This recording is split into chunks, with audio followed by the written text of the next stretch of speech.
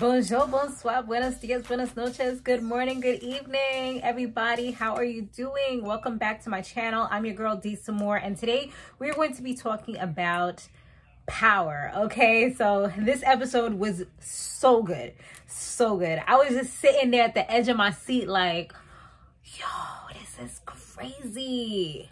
So let's go ahead and get right into it. So it seems like the family is like really getting into their bad habits and stuff like that. Like I saw Kane, he was out there gambling. I saw that Diana, she was over here having sex with Salim. So, you know, they all like doing their thing. The news is out that, you know, their father has died. So I guess that's part of it. Like each of them are grieving in different ways. Drew, he wants revenge, so shit is getting crazy at this point. And I'm here for it. So Lauren, she actually had the nerves and audacity to go back to her actual house. Like, what are you doing, girl? Yeah, so she went back to the crib, sleeping in her nice little fluffy bed and everything like that. Like, girl, what are you doing? So Jenny came to get her because she knew that that was going to be someplace that she would probably try to go. And she was looking for her mom and dad, but they are actually in a safe house because of everything that had happened. She actually requested to speak to Sax because she feels like Sax is one of the only people that she's able to trust right now. So Tyriq, he's all in his head because of everything that happened. But, you know, during class, there was a point where they were having one of their intellectual conversations again in Miss Harper's class. And the discussion somehow led to choices that people make and things like that, and truth and stuff. And then it led to them talking about Diana's dad, who just died, and pretty much like the choices that he made. And of course, Salim was actually one of the people who made a statement about it, as well as the white boy that's in the class.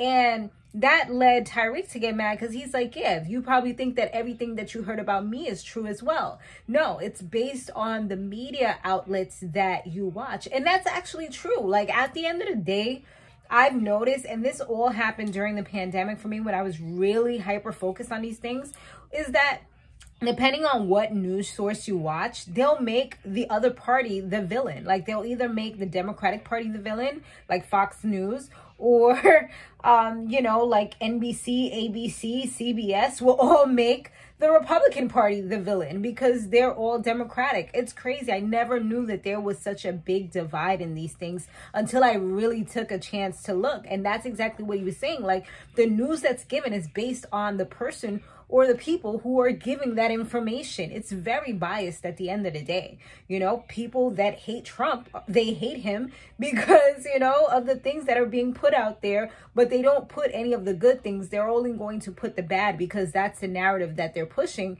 And the people that love him, they're going to solely put the good things because they love him so much. So they're not going to give you the bad. They're only going to give you the good for the most part. They might sprinkle a little bad if it's so bad that they can't ignore it. But like things like, same thing with Biden, like CBS, ABC, NBC, they're not going to put out things about his son and the Russian, you know, all that stuff, because those things are all negative. So, I mean, that's what they were pretty much trying to say. And Tyriq, he took offense to it and he defended Diana, even though she was not there, you know, and that's how you do it. If that's your friend, like either you don't join in on the negativity, or if you bold enough, you know, you a real down-ass person, you gonna make sure you defend that person even behind their back. Even, you know, defend their honor regardless of anything, you know? Are you my friend in front of my face and behind my back? Because that's what it's all about at the end of the day. Now, Kane, he actually questioned his mother about his father's death because he already knows something ain't right, because she came to him, asked him, then boom, all of a sudden the homeboy's dead. Like, come on. Come on. She tried to manipulate the situation and manipulate him and say, like, you know, stop trying to add up 2 plus 2 because you know you always get 5. Trying to talk to him like he's stupid. But he's actually smarter than she thinks. Or she knows that he knows, but she's trying to, like, just, you know, switch things up. Because she's like, yo, stop trying to look and dig into things. And she was like, why you think I did it? She was like, if I did it, why you scared? Because that you might be next to going to the ground as well. You know, because at the end of the day, because she was like, because you held his secrets for him too. Boom, right there. Just, I feel like she said it all right there. Because it's like, yeah, I know you held his secrets. I know you knew what he did and you didn't say anything to me. So you just as guilty as he is. You know? But yeah, I mean, at the end of the day, you can't confess to something like that. Because once you say it, it's like, it's different. Now, Tyriq, he pretty much went in on Brayden about the whole Lauren situation. He knocked that dude out, gave him some punches. I'm like, damn, Brayden, you got them iron jaws, because you be getting pound after pound after pound. Like, he just be taking them licks. So, yeah, he pretty much was getting all beat up. But he told him, you know, that Kane was the reason, you know, everything went down the way it did. Because he didn't really know how everything went.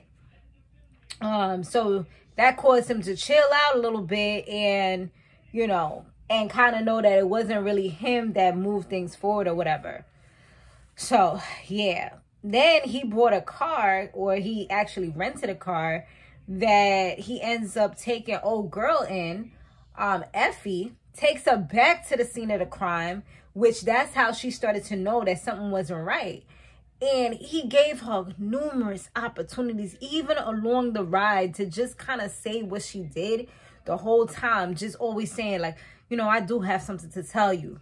Every time, just something that didn't have anything to do with anything. It's like, damn, he probably would have respected you more if you would have just came out and said it, as opposed to him having to find out on his own, or him knowing and you still lying, you know, just lying. So, yeah, sometimes, you know, I mean, ignorance ain't always bliss, like they be saying, because this was not bliss right here. He wanted to know what was going down. He's like, yo, you F things up for all of us. Like, he didn't want to say too much, but he's trying to tell her, like, yo, by doing this, y'all just made everything worse, you know? The only thing he could, because she thinks that she, like, helped everything because old girl was working with the feds and had a wire and all that. But nah, you just made everything worse, because now there's proof that y'all was doing something crazy. That y'all really legitimately tried to kill her. So, yeah, I mean, she did tell the truth at the very, very end, but that's just because he said he already knows. So that don't even count. Like, somebody's like, just say it because I already know what it is. Like, and you say it, like, nah, that's whack. Like, nah, I shouldn't have to do all that. You had ample time to do it. So he literally left her out in the middle of nowhere to fend for herself and find her way back. She probably had to, like, hitchhike or call somebody or Uber her way back or something.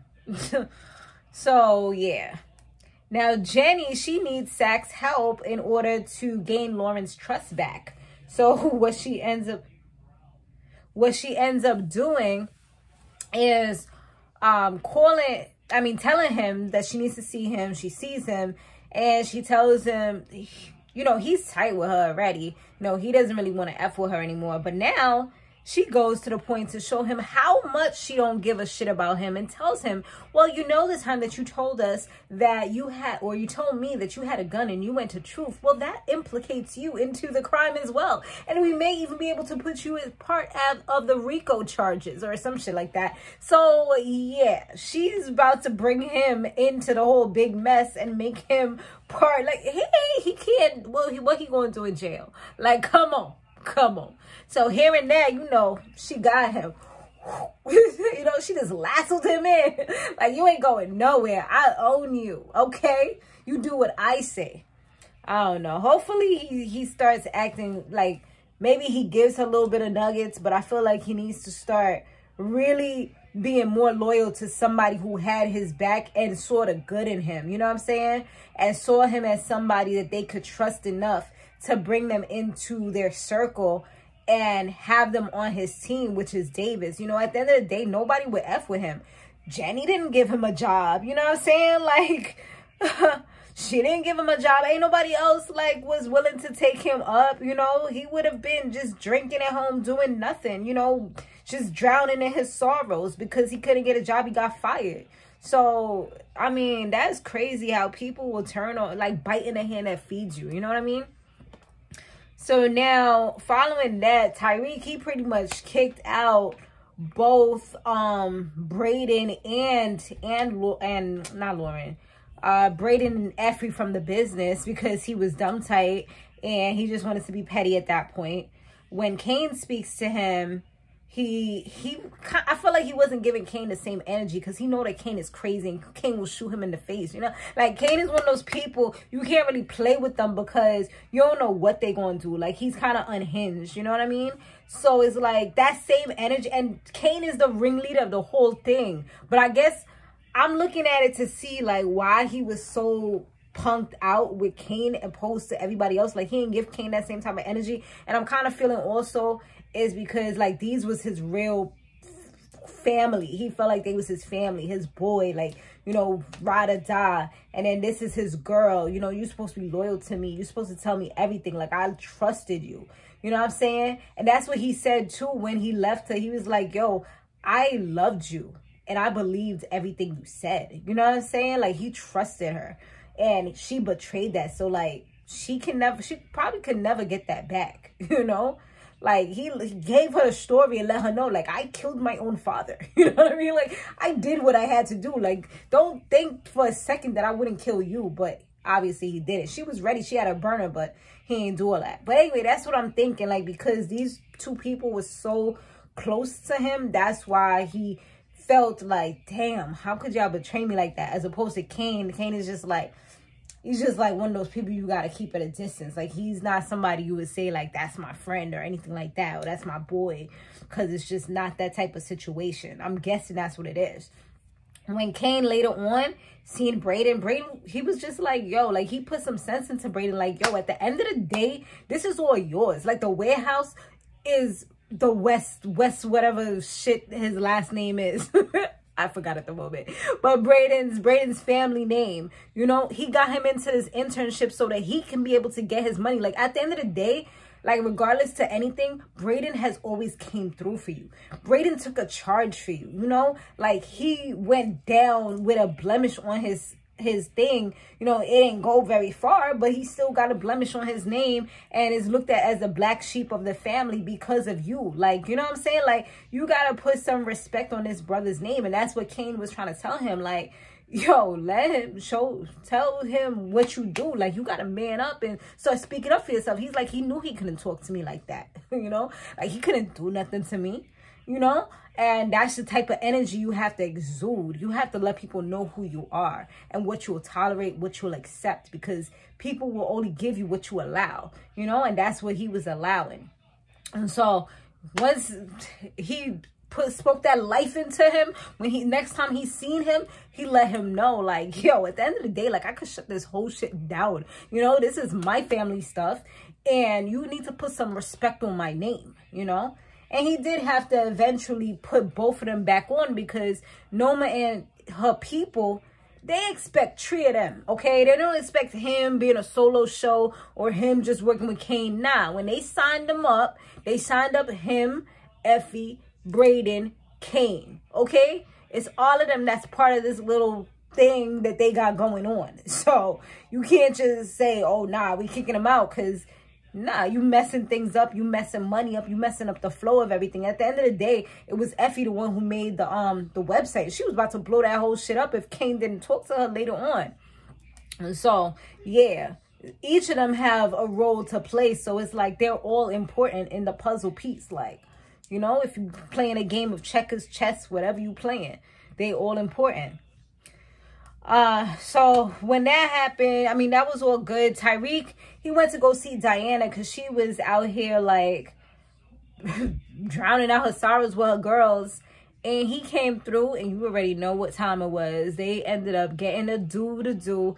And the thing about it, that the way how this happened is because I feel like both of them were going through a bad situation with the people that they had chosen. With her, Salim, he came to her father's repast at the house, and he want to be telling her, like, oh, you know, it's the choices that he made that led him to where he is today, and you have to understand that. Like, homeboy, honestly, I feel like he's right, because I always say this. I tell my kids this as well. Like, you know, the choices that you make are going to kind of lead you to where you are tomorrow. So you have to be careful of the choices that you make today. But I mean, they're also learning lessons. They're also experiences. So good or bad, that's you at the end of the day, you know. But this was neither the time nor the place. You don't tell somebody the worst things about their father who just passed away in the person's house. Like, nah, bro, you don't have no type of tact. Like, you don't have no type of respect. Like, what are you doing? That's horrible. And he's done it multiple times where he's telling her about her family. And it's just based on what he's seen and what he's Googled. You don't really even know her like that. Like, you know what I'm saying? Like, you don't even really, like, get to those deep-rooted conversations where you're really, like, dissecting things. And it's almost like you're judging her and you feel like you're better than her. And I kind of feel like he was like that from day one when he saw her with, like, you know, whatever designer bag she had, but then she needed a job because she didn't have money. It's like, how you got this, but you don't got, you know? But it's like, nobody asked you. You know what I'm saying? Like, they asked you all of that. Like, why are you saying that? Like, that means you watching mad face. Like, you watching me super hard, you know? And that's exactly what I feel like, you know, Salim, he's just one of those people, like, just a conservative who's so judgmental. Like, I'm not going to say, like, some of the things that he says isn't correct, because I do agree with some of the things, but it's like I said, it's a time and a place, and some people just don't want to hear it, you know? Like, why do I want to hear about my fuck-ups? Like, I didn't ask, you know? And so, Tyriq's grandmother, she was actually at the gravesite when he was there. And, you know, she was saying how she's all alone now because of him. She was very upset with him because she feels like a lot of the trials and tribulations that she's had to go through, including having to go through court-ordered rehab and things like that. Which, I mean, I think it was great for her because she looks very healthy now. So it's like, even though it's something she may not have wanted to do or felt proud about, it's obviously helped her to get to a better place because she was in a bad predicament. And that kind of just goes with everything. Like, you know, the choices people make leads them, you had to do this because you were doing bad as far as being a grandmother or a person that was taking care of somebody else. So, but she was saying how, you know, she's all alone now and she has nobody and he's just like his dad and all those things. But you could tell that she still loved him regardless. And it's kind of like the whole Salim thing. It's like you're saying these things because you love them and you want to see better for them. But it's like, dang, do they really want to hear it? Do they really need to hear it at the moment? I mean, I think he knows, but maybe it was a good little boost for him. But eventually he did get her into the safe house where his mom and sister were. So at least she doesn't have to be alone anymore. She wanted him to come as well. She seemed very sad about that. She's like, what about you? And he's like, don't worry, I got it. Like, I'll be with you guys, but I want to make sure you're good right now because things ain't safe out here. Right? You know what time it is, Granny. Big Mama, I should call her. That's what he called her. So, yeah. With the two of them, it kind of looked like Kane and Effie might just end up getting in a little situation. He went flirting with her for a minute, especially knowing that she was Tyriq's girl. I think that was giving him a little boost. So we'll see how that kind of progresses, because I do feel like they're going to end up doing a little something. And he was in her room. They didn't show any scene after that, but I wouldn't be surprised, y'all. I wouldn't be surprised. Now, Drew, he rolls up on the Russians and kills one of the main people because he's trying to avenge his father's death. Little does he know the man that he's sleeping with is the person who did it. Like, and he helped him out with doing this whole avenge his father's death. Then at the funeral, who pops up? The Russians come with their guns and all blazing. But the whole family was good because they all had their fancy guns. One of them, I think it was the boyfriend, had a nice gold gun. I'm like, oh, he brought out the fancy gun for the funeral because he had him with a nice suit dressed in all black. You know, we got to bring out the fancy burners. Yo, that was too much. But, so yeah, they had that. And little did they know, the feds was at the funeral. Bianca and Jenny, well, the prosecutor and the Fed was both at the funeral sitting there.